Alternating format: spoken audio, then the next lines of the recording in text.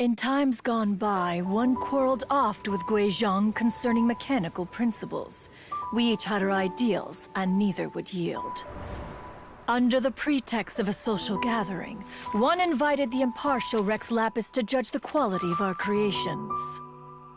But Rex Lapis declared that Guizhong's obscuro Vulpus mechanism was superior.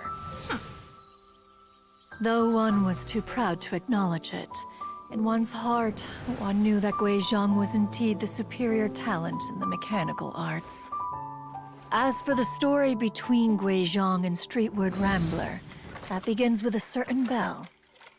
In Guizhong's opinion, while mechanisms were no substitute for human composers, they were yet capable of producing simple but fine melodies. But Streetward Rambler believed music to be an expression of the soul, an emotional enterprise that could never hope to be replicated by machinery. They argued endlessly, until one asked Rex Lapis to intercede. He confiscated the bell and designated it for ceremonial use. Thereafter, one would often find them convening in the mountains, discussing music, mechanics, and all the affairs of the mortal world. But these good times were not to last. War broke out between the gods, and soon engulfed the Guili plains. Guizhong was overpowered by the enemy, and fell in battle. When Streetward Rambler and I arrived at the scene at long last, all that remained among the ruins was her lifeless body.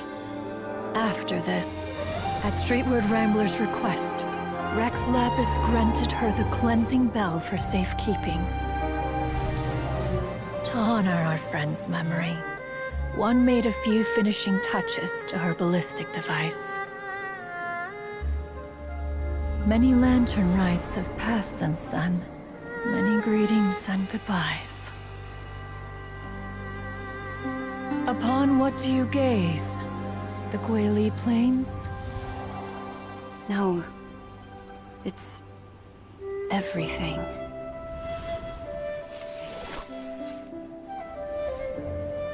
We think of human life as like a lantern that's lit one minute and extinguished the next. But are we Adepti so different? Perhaps as dust settles after a storm, we too must one day return to the world below.